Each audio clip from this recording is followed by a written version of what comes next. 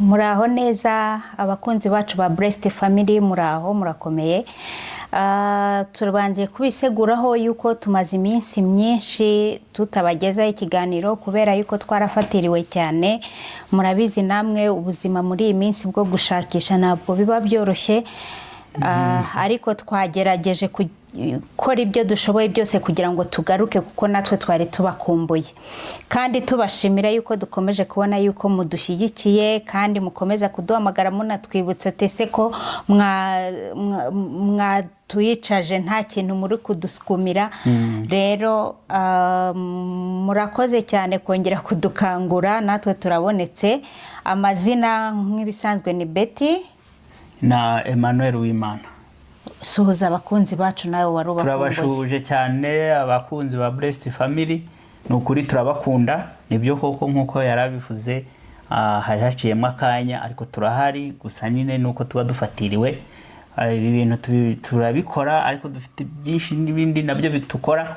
Rero Imana ishimwe ko twongeye kubona akanya. Urakoze cyane kwibwira abakunzi bacu no kubasuhuza. Rero kugira ngo dutangire ikiganiro cyacu uyu munsi, dufite ikiganiro cya kubera iki. Icyo kiganiro tugiye kureba, tugiye kuganiraho, hanyuma tubanze dusenge, hanyuma turabibabwiraho mu nyuma ibyo dukeneye kuvugaho uyu munsi. Reka nsaba umutware n'ubundi adushyire mu maboko y'Imana kugira ngo dutangirane nayo kandi ze kubana natwe. Reka tuyicishe bugufi dusenge. Mana, turagushimye kugira neza kwawe, turakunezerewe kubw'urukundo rwawe rudasanzwe wabanye natwe, kandi wagumye kutugirira neza no muri ibihe byatambutse. Hariho amashimwe menshi, izina ryawe nirahabwe icyubahiro. Urakoze rero kugiye kubana natwe muri aka kanya, kugiye kutugirira neza.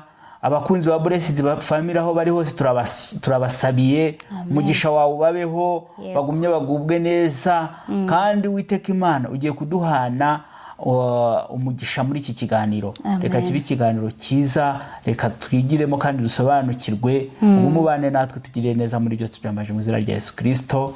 Amen. Urakoze cyane kudushyira imbere y'Imana. Amen. Mbere na mbere Imana. Yego. Iyo Imana iri kumwe natwe ikaduha umwuka wera, ibintu byose ubundi birikora. Ibintu birikora. Siko bimeze cyane. Dusabira abakunzi bacu kugira ngo nukuri munambe kuri iyo Mana yacu. Imana igira neza, iradukunda kandi ikatwitaho. Mu by'ukuri nibyo tubashishikariza, nibyo byatumye duhaguruka kugira ngo twongere kujya twibukiranya amagambo y'Imana, uburyo twubaka, uburyo iyo tubanye n'Imana, uburyo iyo tuyambaje igihe cyose iratwumva, kandi niyo tugomba gushyira imbere igihe cyose. Rero ibyo biratuzana kugira ngo tubashe kuvuga ku ijambo ry'umunsi, kubera yuko ibintu byose dukora tubanza kureba muri iryo jambo icyo ritubwira, tukabasha guhugurana, tukabasha kumva icyo Bibiliya ivuga, iri kutubwira muri iyi minsi.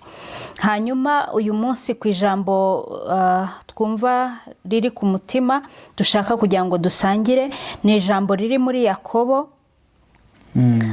ibice 4. Reka turebe umurongo wa 7 n'uwa 8. Haranditse ngo, nuko rero mugandukira Imana, ariko murwanye Satani nawe azabahunga. Mwegera Imana nayo izabegera. Yemwe banyabyaha, nimukarabe namwe ab'imitima ibiri, nimwiyeze imitima. Amen. Amen. Ijambo ritubwiye neza ngo niko mugandukira Imana ariko murwanye Satani. Satani muri iyi minsi ari kuganza abantu benshi. ngo ni mugandukire imana yonyine, kuko niyo imana ni byose. Imana ni umuremyi wa byose. Imana nituyigandukira nayo izadukorera ibyo tuyikeneyeho byose.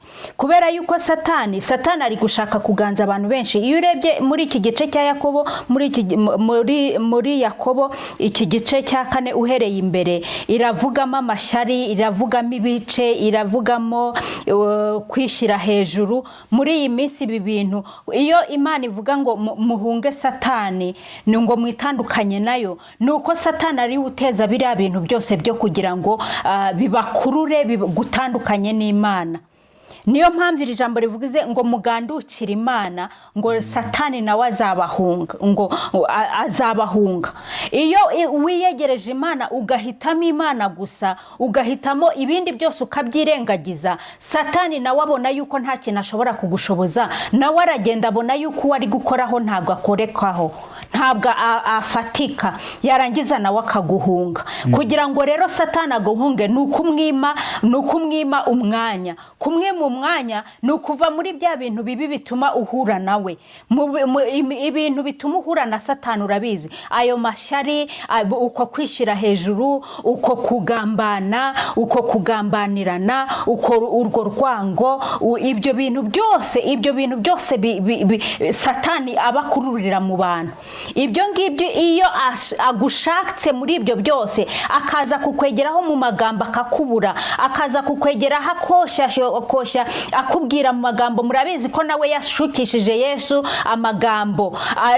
Satani rero ni icyo ngicyo agukururisha. Iyo rero aje kugukururisha ibyo byose, yarangiza akabona wowe ntubyitayeho, nawe nyine abona yuko wa muntu hari ukuntu bimeze, nawe yarangiza akaguhunga. Murabizi ibyo yaje kuza gukorera Yobu.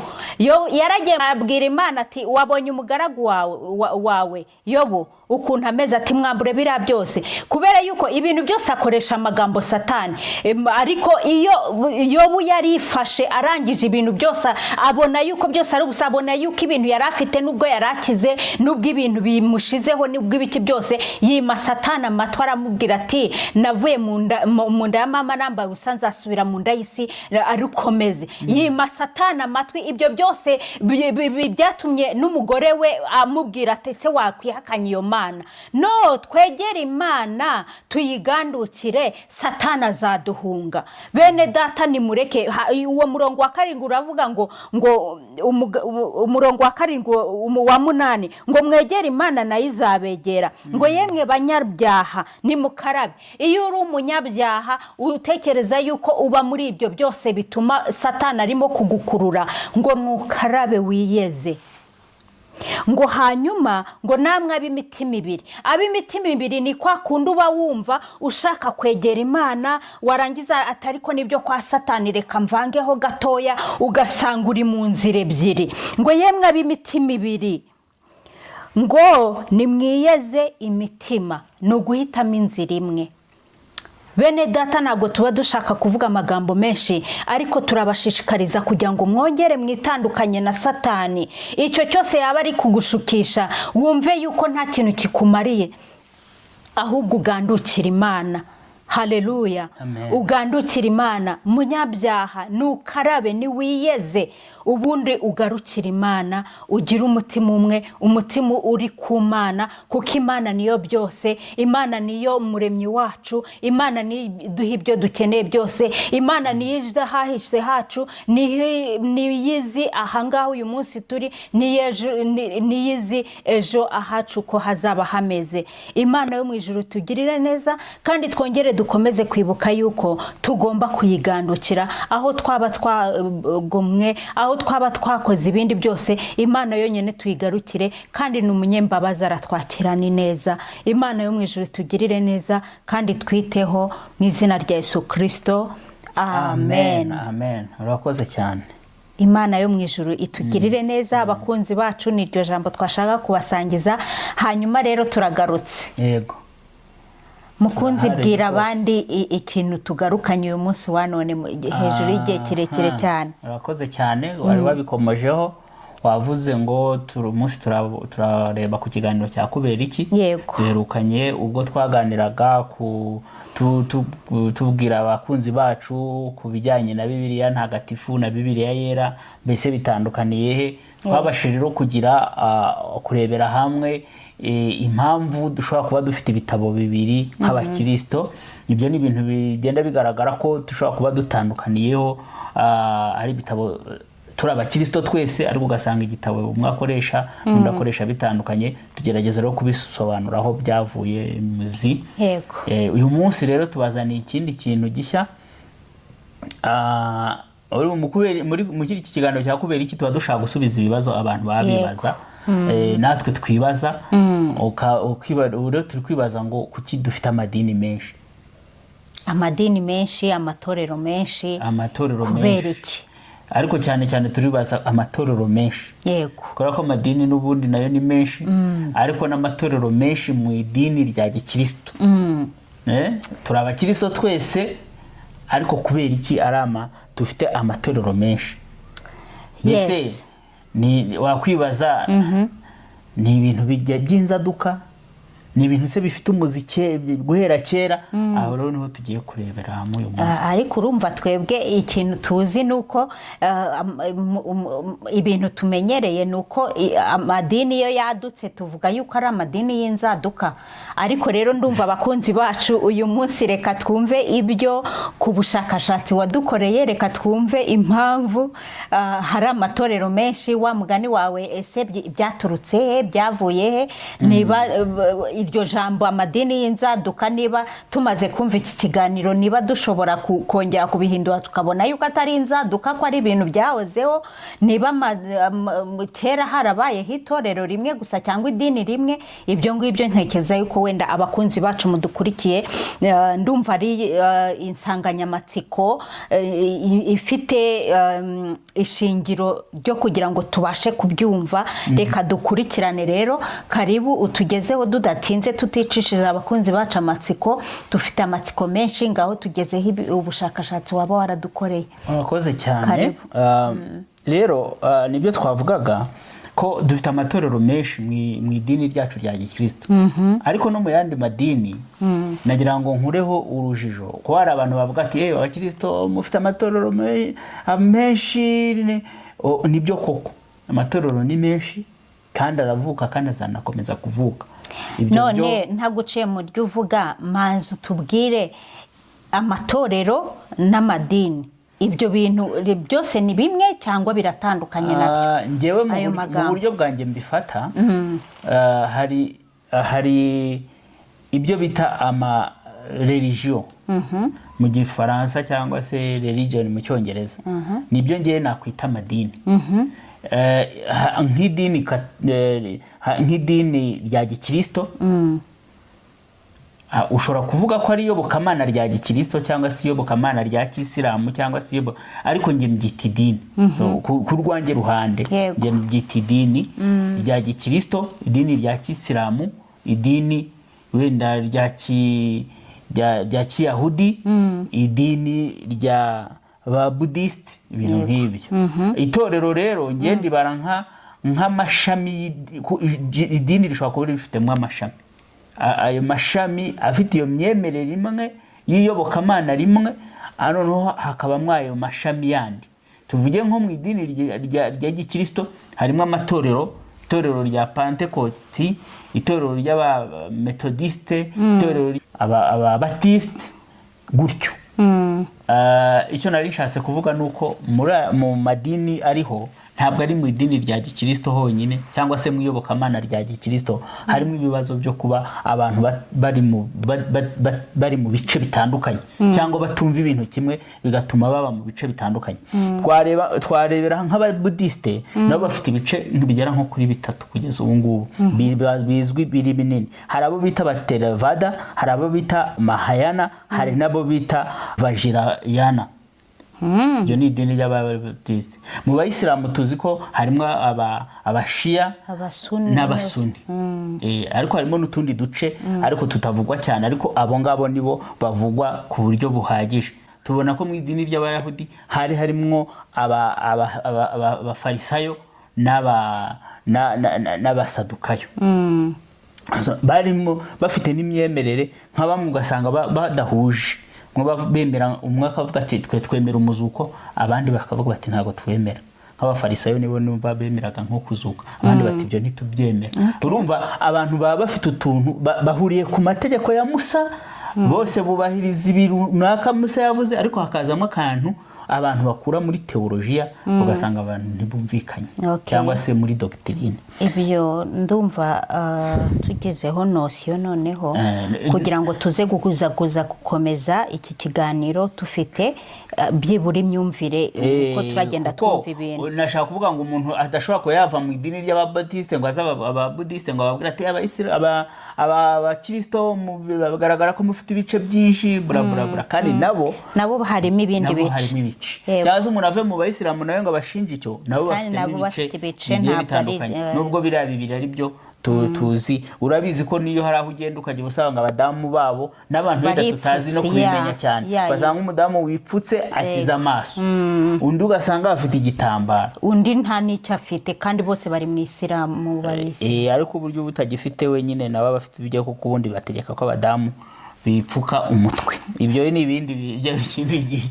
Okay, reka rero tugende dusubire ku nsanganyamatsiko yacu. Itorero rya mbere ni gute ryatangiye? Itorero rya mbere ritangira ryatangiye mu by'ukuri uriya iyo usomye igitabo cy'ibyakozwe n'intumwa igice cya 2 kitwereka neza uko itorero ryatangiye. Ubwo bari mu cyumba, bavuga ngo bari mu cyumba cyo hejuru bahuje umutima, maze umwuka w'Imana urabasanga. Izo zari intumwa n'abandi bantu bari kumwe bategerereje, kuko Yesu yari amaze kugenda ababwira ko azaboherereza umufasha wo kubafasha, ari wo Mwuka Wera. Icyo gihe Mwuka Wera aramanuka, Petero abona imbaraga zo kubwiriza abantu bari baraho, ababwiriza iby'inkuru ya Yesu Kristo. Nibwo bwa mbere habonetse abantu bihana bakabatizwa.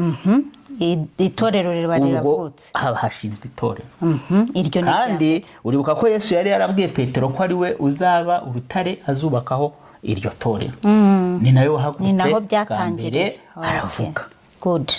Abantu baremera, batangira kwihana. Rero iyo usomye neza ukabona ukaza gukurikirana kiriya gitabo cy'ibyakozwe n'intumwa, nibwo ubona ko itorero ryagiye rizamuka. Rero iyo ugeze mu gice cya 8 ubona ko Filipo yabwirije inkone yo muri Etiyopiya, ayibwirize by'ijambo ry'Imana. Iyo nkone rero yari rimwe itaha isubira iwabo, buriya nayo yatwaye iryo jambo. Nubwo Bibiliya itaza kutwereka uburyo yenda yagezeho ngo akore ibyo bwiriza butumwa cyangwa abwiriza ibya Yesu, ariko yarabatijwe ajyana ubwo butumwa. Uwo ni umuntu mu banyamahanga wari utwaye kuri ubwo butumwa. Tuzi iyo tugeze mu gice cya 9 inkuru yavuye Yerusalemu ikwira Yudaya, igera Galilaya na Samariya. Uvuye Yerusalemu icyo gihe hari ubwami bw'Ubuyuda bwo hepfo n'ubwami bwa Isirayeli bwo haruguru. Inkuru iva i Buyuda ikomeza muri Isirayeli. Ubwo uri kugenda ikwira, ariko none iracyari mu bwoko bwa Aburahamu. Iza kwambuka, ibuza noneho gusatira. Uzi ko Petero yigeze kugira inzozi zo kurota aza amanuriwe ibintu byo kurya bivangavanze kandi bataryaga nk'Abisirayeli, ariko arabwirwa ngo rya ko Imana yabihumanuye. Mu by'ukuri yashaka kwereka ko iby'Imana yamaze guhumanura nta kibi. Ako kanya abona intumwa imubwira, imuhamagara kwa Koroneliyo, wari umusirikari w'Umuromani, yari yagenderewe n'umwuka w'Imana. Ahageze abwira abantu ibya Yesu, barabatizwa.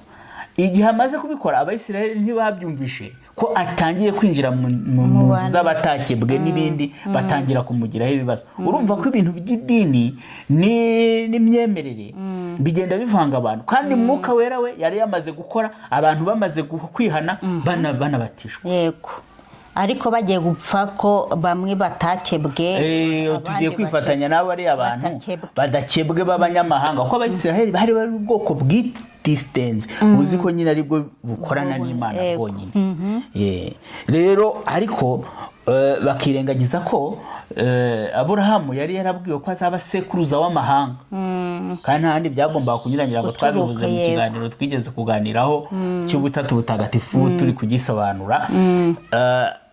Nta hantu kubagira sekuruza w'amahanga nuko natwe ubutumwa bwagombaga kutugeraho.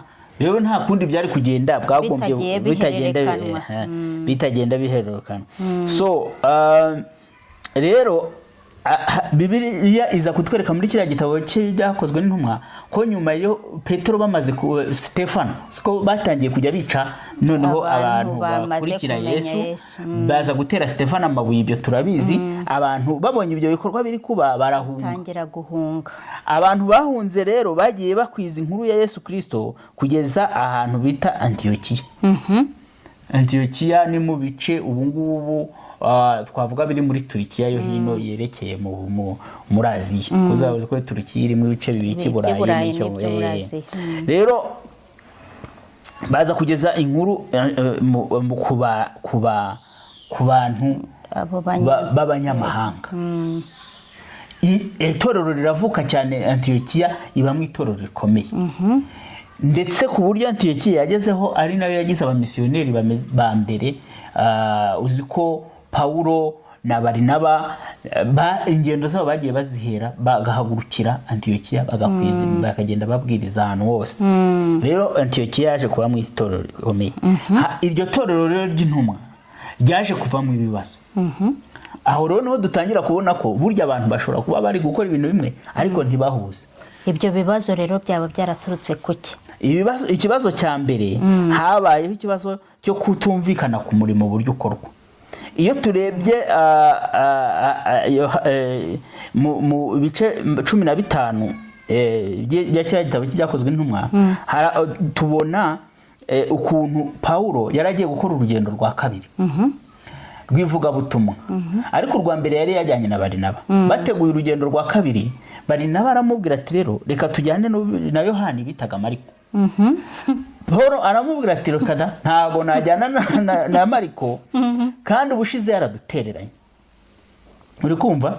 Icyo gusa ati ngewe ndajyana na Sira nawe ujyane na Yohani bitaga Mariko. Kubera yuko ntibumvikanaga. Buriya ndashaka kubwira ngo abantu bashobora gutandukana kubera batari kumva uburyo bakora umurimo. None abo ngabo kubera yuko ngo atahabaye, ntabwo yahabaye, ntiyabaganikiye ubushize mu rugendo rwa mbere, ntiyabanye nabo, ntiyababaranye nabo, ntiyashatse kubabana nabo mu rugendo. Naho ngati hoya uwo muntu simujyana, ntabwo mujyana. Wenda nubwo uwanditse ashobora kuba hari utundi tuntu atashyizemo, ariko urumva ko hari imyitwarire Pawulo atemeraga kuri uriya mugabo wundi. Ariko akavuga ati ntabwo biri budutanye, mufatiye inzira natwe dufatiye inzira. None se ubu nta bantu babwirijwe na Barinaba n'uyu Mariko, Yohani bitaga Mariko, hari kandi nabo n'abakristo ko barakomeje nabo baragenda barabwiriza. Undi nawe anyura hariya. Ushobora kuba mutari kumvikana kuri administration y'uburyo umuntu ayobora. Hari umuntu ugeraho tuvuge no muri ubu busanzwe akayobora itorero, ariko ukabona rigize akarima ke, ukabona atangiye kogeramo ubuyobozi bumeze nkaho ari ubuyobozi bwa leta mu itorero. Rero ugasanga abantu batangiye kunanirwa kumvikana n'uwo muntu. Ndi kugerageza gusobanura nkurikije ibyo tubona mu itorero rya mbere.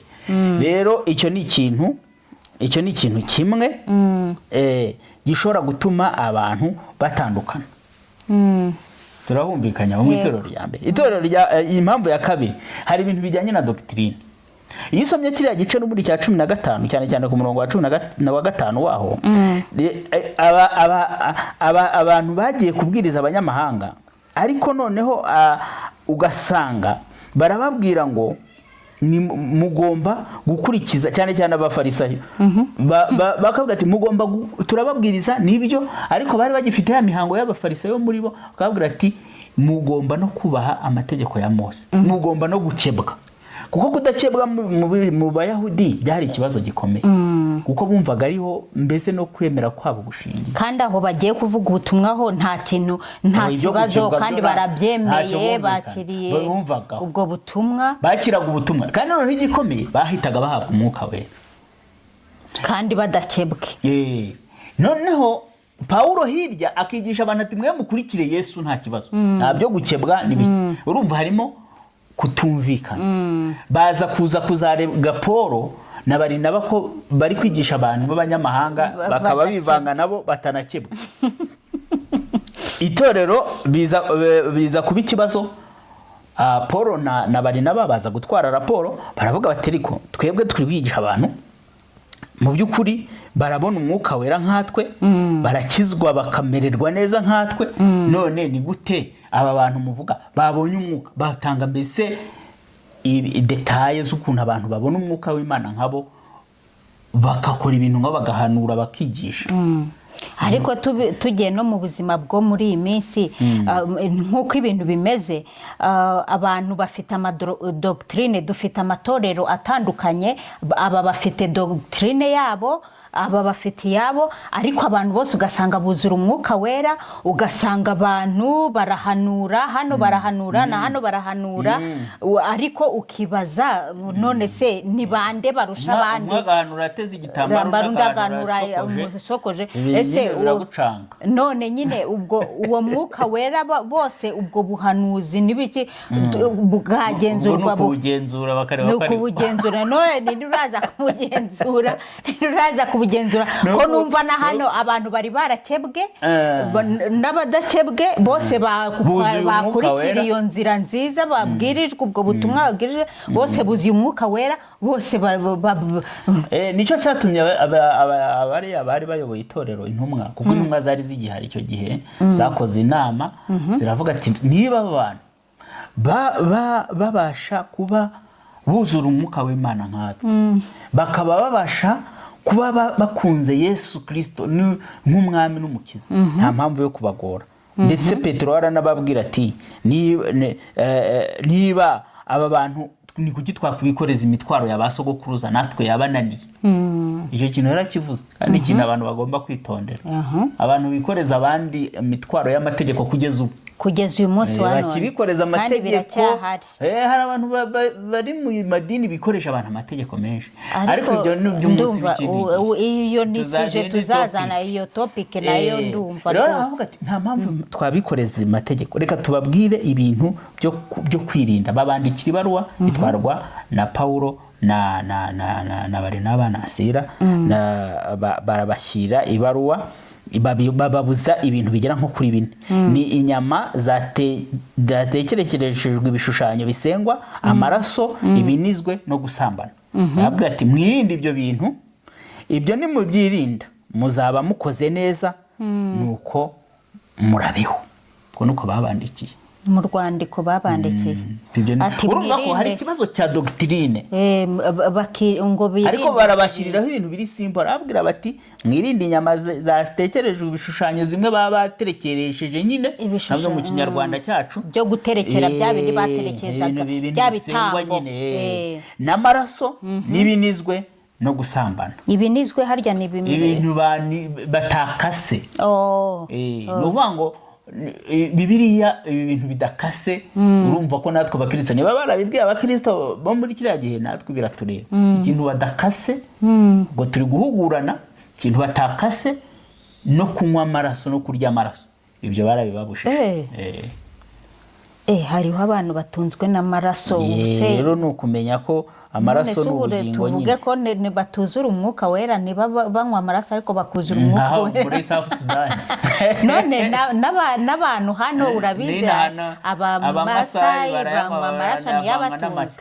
None se ko harimo abakristo kandi nabo buzura umwuka wera, muri bizagenda. Urumva rero mu bintu babasabye no kwirinda amaraso nibyo. Iyo ikintu gisabwe nyine none n'inyama se ko inka ishobora kwipfisha cyangwa bakayinigira hariya tukayirya, ikintu cyipfushije urumva tubiriye none tutabizi. Utabizi nta rubanza rwawe kuri. N'inyama bazikoresheje ibyo ngibyo ukazisanga abantu bazirya, nta rubanza rukuri. Urusenga Imana gusa, ubundi wirinde.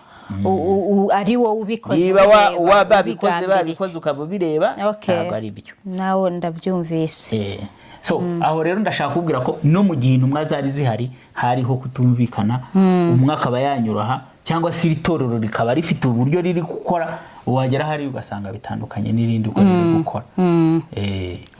Icyo tucyumvikanyeho. Ibintu bibiri, ikijyanye n'uburyo abantu doctrine cyangwa se no kumva n'ibijyanye doctrine n'uburyo abantu bavuga ku byanditswe babisesengura n'ikintu cy'uburyo abantu bayoboranye cyangwa bakora n'umurimo. Ibyo bishobora nabyo kuba impamvu zituma abantu batandukana. Turihuta tujye mu kinyejana cya 2 n'icya 3 n'icya 4. aho ngaho amatorero byavuye ku buryo amatorero yari ameze nk'ayakorera mu rugo, mu ngo z'abantu, mu dutsinda duto agenda aba amatorero manini. Rero nayo uko agenda akura yagiye agira ibibazo.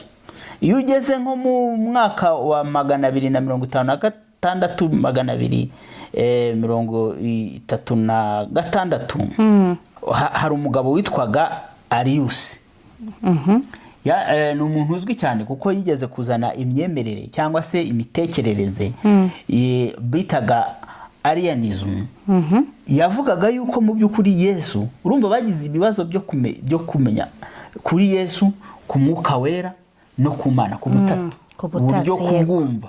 We rero uyu mugabo Arius akavuga ati Yesu ntabwo angana na se, afite itangiriro ko yaremwe n'Imana, akaba afite itangiriro ariko se batagira itangiriro. Urumva ko kantu akakazanamo gutyo, kandi hari abantu n'ubu bakemera ibyo bintu. Ashobora kumva ko Yesu yaremwe n'Imana, ko ari ikiremwa cya mbere cy'Imana. Ikindi gice cyo kikaba cyemera yuko Yesu angana na se. Urumva n'ubundi abo bantu bameze nk'abo baratandukanye. Hari n'ibindi bintu batumvikana bigiye bitandukanye, ugasanga ntibumvikana ku bintu runaka. Rero nicyo cyatumye mahagana muri 325 nyuma yuko uwari umwami w'abami w'abaromani witwaga Constantine avuze ati ibintu byiza, yaramaze kwemera abakristo ko ari itorero, ari dini yemeye mu bwami bw'abami bwe. Rero anashyiraho gahunda yuko baterana bakaba bahura, kubera yuko narindi kuvuga ko biyevoriwe bakagenda barema, noneho barema amatorero ageraho bigera naho ayoborwa n'abantu bameze nk'abamusenyeri, abo bitaga ba patriarch. Bagira ibintu bimeze nk'amadiyoseze ane akomeye. Constantine niwe wabasabye guhura uwo mwami w'abami. Nk'amadiyoseze nayita nk'amadiyoseze ya ane, iya Yerusalemu, n'iya Antiokia, n'iya Alexandria, n'iya Roma. Nyuma yaho haje kuba indi diyoseze ya Constantine, ya Constantinople. Ariko izi enye nizo zahuriye muri iyo nama bise iya Naisia cyangwa Nice. Naho ni muri iki gihe aho hahereye n'ubundi muri kiriya gihugu cya Turikiya. Yes, naho ni muri Turikiya.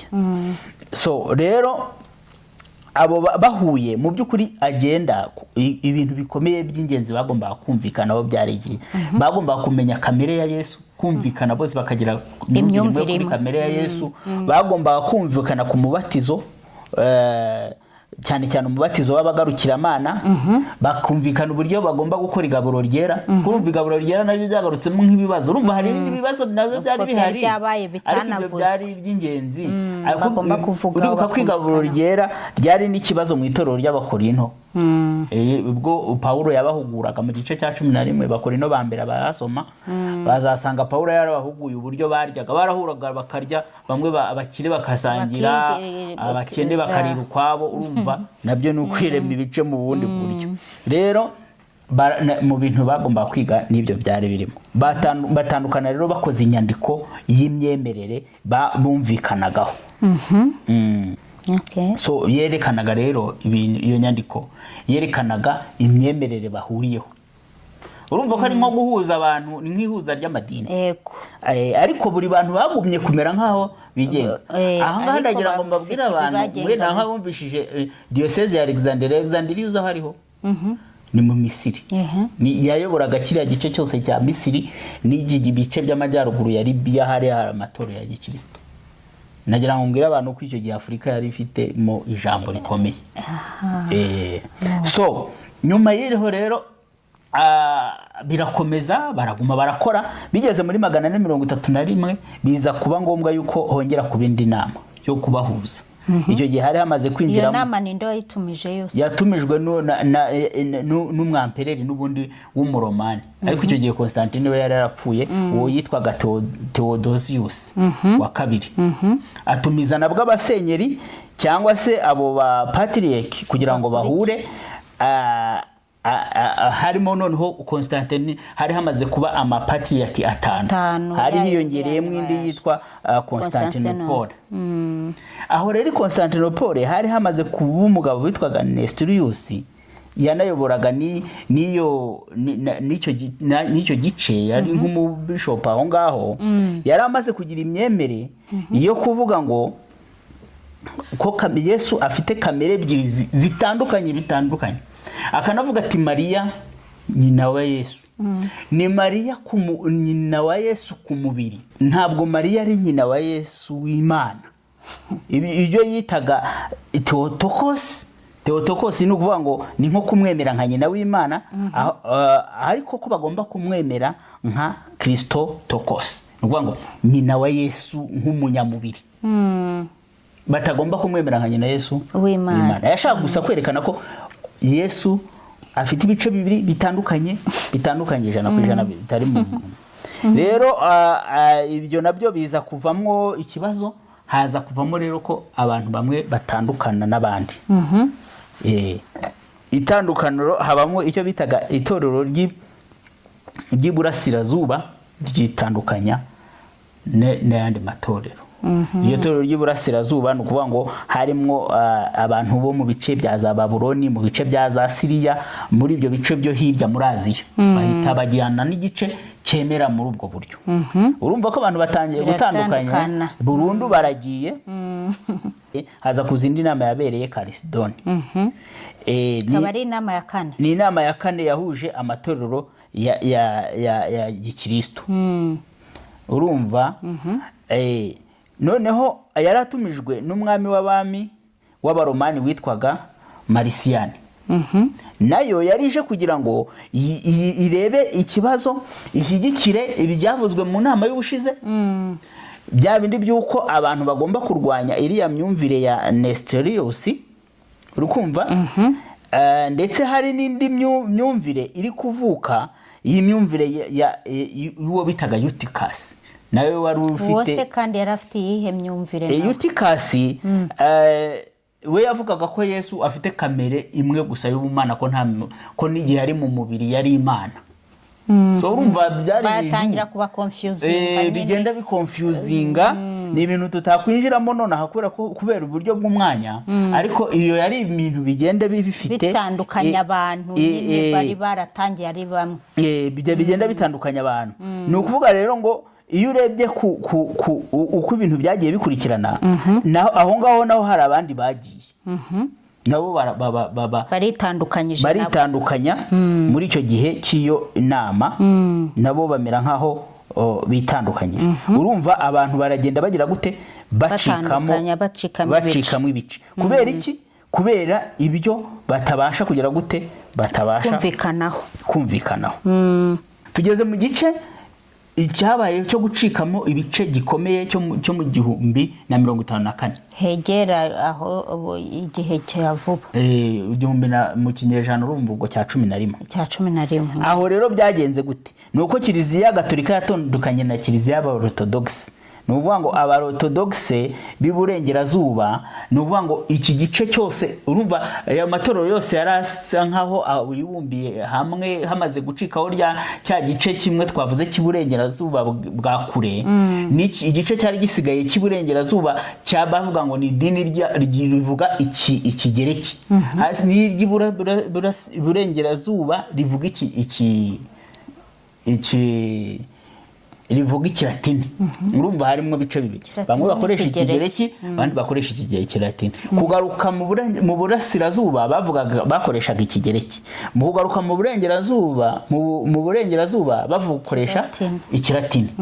Ndetse batangira gucikamo ibice ku buryo hari amatorero, urumva hari amatorero amwe yagendaga akabakorera mu bice by'abaromani ariko akoresha ikigereki. Nuvuga ngo yarameze nk'abarotodogise bakorera aho ngaho. Ni nk'uko ujya wumva nukumva ngo hari ADPR yo mu Bugande.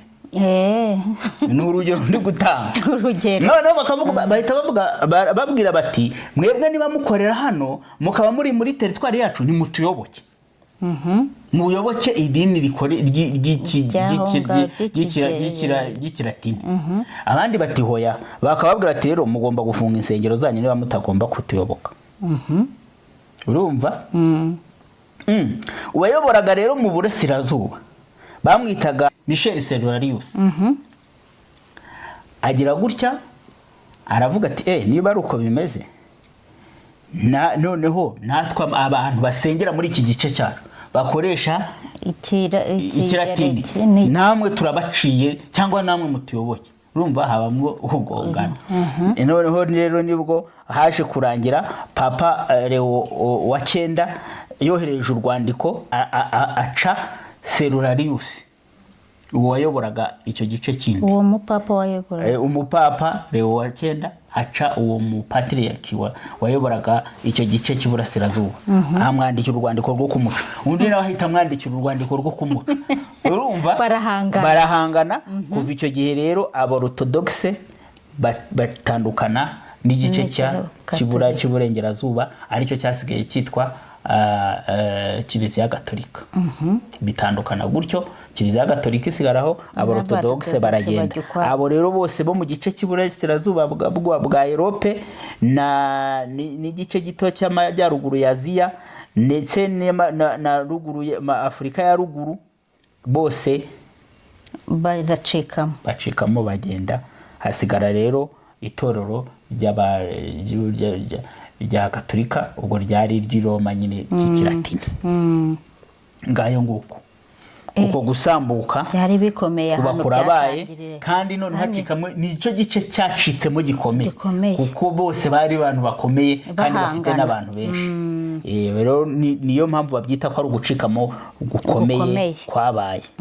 Ukundi gucikamo gukomeye kwaje mu kinyejana cya 16 ubwo habaga icyo bita reformation cyangwa se reform cyangwa se impinduramatwara cyangwa impinduka izakozwe za giprotestanti cyangwa se abaporoso. Ni impinduka mu by'ukuri umugabo wazigizemo ubuhare rukomeye ni Martin Luther. Martin Luther niwe wabigizemo uruhare rukomeye mu babibanje ba mbere. Ariko mu by'ukuri izo mpinduka zabaye i Burayi nabwo bwibura, urumva bendaga bicikamo Iburengerazuba Iburasirazuba. Impinduka zabaye cyane mu Burayi, cyane cyane nyine kwa Luteri mu Budage, ziba mu Busuwisi, ziba cyane no mu Bwongereza. Abandi bo bagiye baza nyuma babigenderaho, ariko ab'ingenzi batangisha nabo. Luteri rero yanditse igitabo cyitwaga 99 Theses. Icyo gitabo cyarwanyaga imyumvire imwe na imwe yari mu idini Gatolika cyangwa se mu itorero rya Gatolika, bitewe n'uko wabivuga. Hariho ikintu gikomeye cyo kugurisha indulgence. Indulgence ni bino bavuga byo meze nko kwihana, kugira ngo wihane ugatanga amafaranga ubabarirwe. Bakanabikugurisha. N'uyu munsi tuvuge yuko abantu bajya baka abantu kugira ngo babasengerere. Urumva hari bifite aho biba byaravuye. Buba bufite ukuntu bugenda. Icyo gihe hari icyo kibazo cy'ubuyobe cyari gihari cyo kugurisha indulgence ku buryo n'uwaba ufite amafaranga ashobora kubona indulgence zihagije bakazimuha. Ibyo ni byabayeho nta mateka.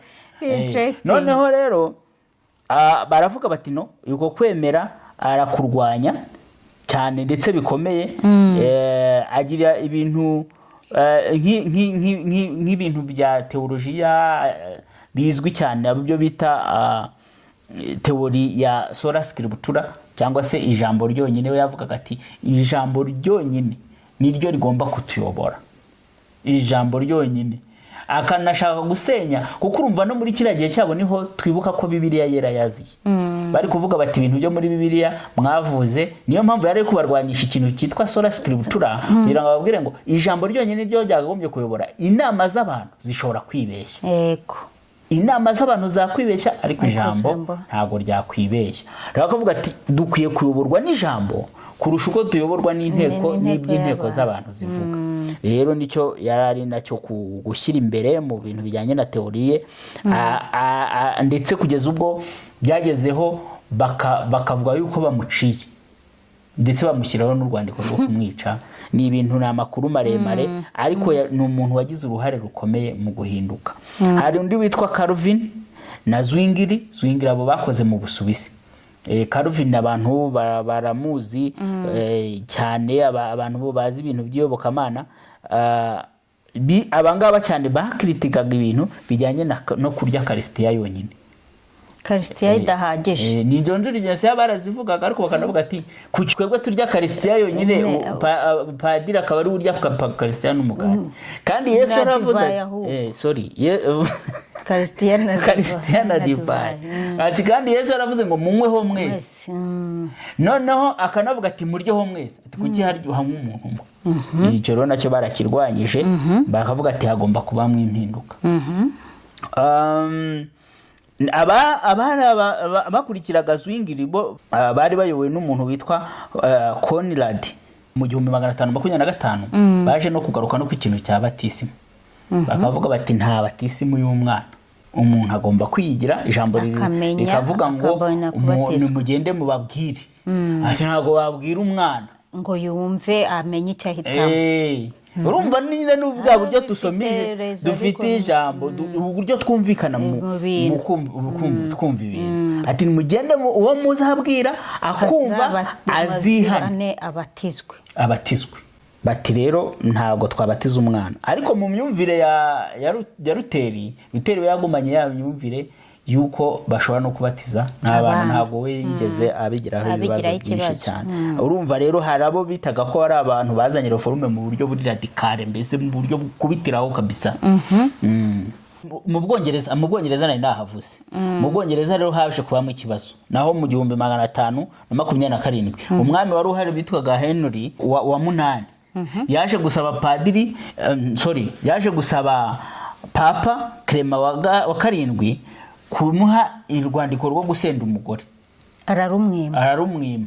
Papa arumwimye ati sha urunyime, bahita bakwirukana ahangaha. Ahita atangiza, urumva, na Parlement ntabwo ishinga amategeko ibimufashamo. Ubutegetsi bwa Papa baravuga ati nta butegetsi Papa afite hano, bashinga idini ryabo ariyo ryo bumva idini ry'Anglikani. Ariko mu by'ukuri rigenda baritangiza muri style imeze nk'iya Gatolika, ariko batubaha ibya hariya. Baza kugenda barigorora, baza kwinjizamo no kusa nabo bavanzemo n'Igiprotestanti nyine, uziko bagezeho na Bibiliya nabo bakoresha imeze nk'iya Protestanti mandi. Bafite n'ibindi bintu bimwe bagenda bahuriraho n'Abaprotestanti. Mu by'ukuri muri kiriya gihe biriya bintu byarihuse byo by'impinduramatwara, cyane cyane binashyirwamo imbaraga kubera amacapiro yari amaze kuza. Bitabo Bibiliya igera ku bantu bafite inyota yo gusoma Bibiliya no kuyimenya, batangira kuyibona, barasoma, arega nabo barasobanukirwa, bababwira ati ibintu dore uko bimeze. Noneho Bibiliya banazifite, tari nka mbere batabaga banafite na Bibiliya ngo babashe kuyisoma. Rero ibyo nabyo byihutishije yuko ibintu bihinduka. Na politike urumva nayo yabigizemo uruhare, kuwo mwami yaniva nk'ubwo kuba umwami avuze ati mbavuyeho. Urumva rero byagize ingaruka zikomeye. Rero muri uko kw'Abaporoso urumva habonetsemo igice cy'Abangilikani, nyuma cyaje kubyara ibice bindi bigiye bitandukanye, nk'igice cy'Abapesikopale, nk'igice cy'Abametodiste. Abo baje kujya bahinduka Abametodiste bakaza kuzabyaramo, ugasanga nabo bandi bagiye babyaramo Abapantekote. Mu nyuma y'Abapantekote habonekamo ibindi bice, kandi uko naho niho bagendaga babona ibintu bibatandukanya bituma bamwe biyomora ku bandi, abakarismatike. Ibyo ni ibice byose byagiye bigenda bivuka. biyomora kuri aba uko bamwe bavuga bati twebwe no turakurikiye twemera ko umwuka yaje nk'abapantekotiste bavuga bati twebwe tuyoborwa n'umwuka tuzi ko umwuka yaje kandi agikora n'ubagikora ukumva abapesikopale ni abantu bagendera ku buyobozi urabona ko baba bafite ubuyobozi bukora nko kuri intumwa zakoraga nyine bavuga ati tugendera ku ba musenyeri iki harimo strictire ubona ifatika. Hari abo noneho bameze nk'abaliberale bashobora kuba bavuga ati wowe ushinga itorero nawe ushinga itorero nawe ushinga itorero twese duhuriza hamwe. So rero ibintu byagiye biguma guhinduka cyane ku buryo nk'abantu nk'abapresbyterienne nabo rabazi byo ni bice byatangiye mbere abapresbyterienne abangirikani abametodiste bagiye bava ku bangirikani ibyo ni amatorero yagiye abaho mbere nk'abapresbyterienne ba mbere bavuga ko bagendera ku mahame ya Calvin uriya navuze haruguru. Rero n'abaluteriyani nabo urabazi ko babaho iryo torero rirahari. So ayo ni amatorero ya mbere rero y'ibihanganye yagiye avuga ariko nayo agenda agira ate abyara ayandi uko abantu bagenda bavuga bati hoya uko mubivuga ntago ariko natwe tubyumva turashaka kubyumva gutya bagakora iryabo bigezeho rero noneho naho no muri district imwe usanga harimo abantu matorero 15 ubu noneho rero ubu nta madini y'inzaduka ariho ahubwo bikomeje kwiyomora kuko ngubu urebye nka hano muri iki gihugu turi hari amadini angahe ukubiza oya nko muri karitsiye imwe ubu usanga amadini hano hari agahema none rero twavuga ko nta madini y'inzaduka bikomeje gukomeza urugendo byatangiye. Icyo twavuga nuko ngewe nta cyaha wabibonamo abantu bishyize hamwe bagasenga. Abantu bishyize hamwe uko bakurikije ibintu bakumvikana bakabasha kwishyira hamwe bagasenga.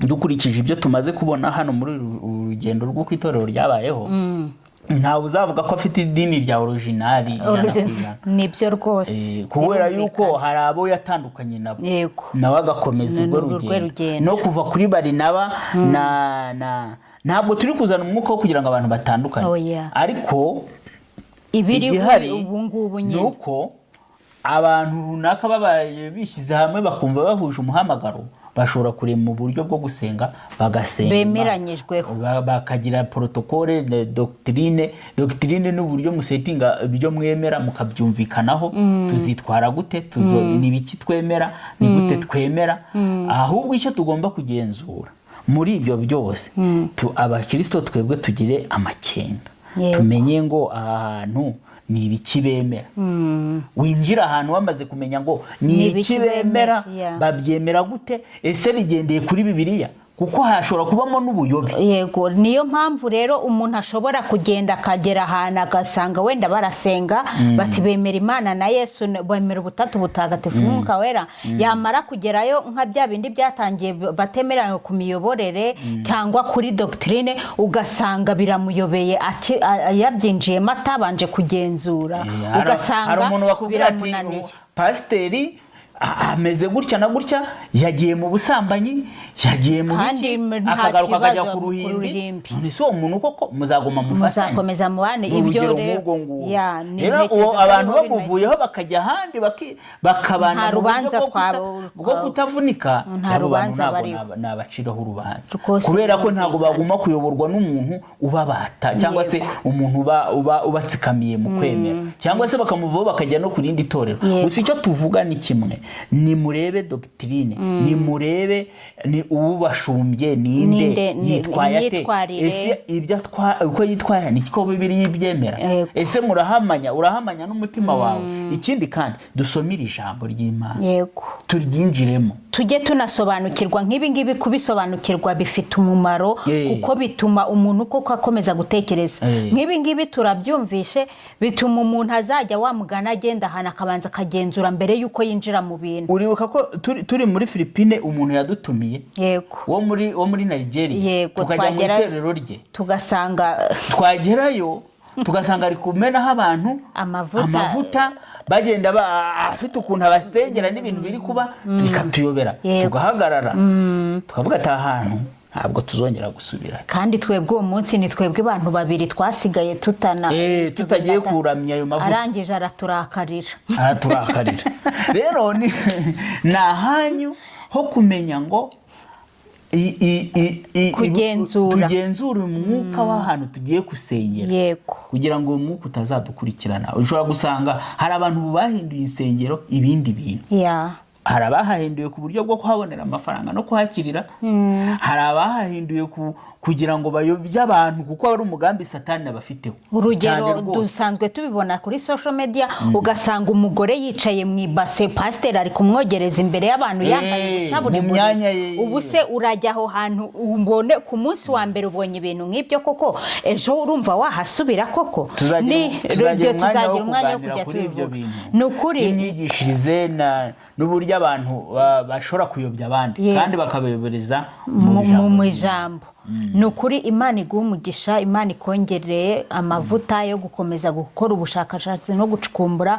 Ndumva ibyo bintu ni ukuri biba byagufasha umwanya. Imana yo mu ijuru umugisha, kandi abakunzi bacu ni ukuri mujye mubikurikirana. Ibi bintu biba byasabye kugira ngo umuntu yitange abishakishe.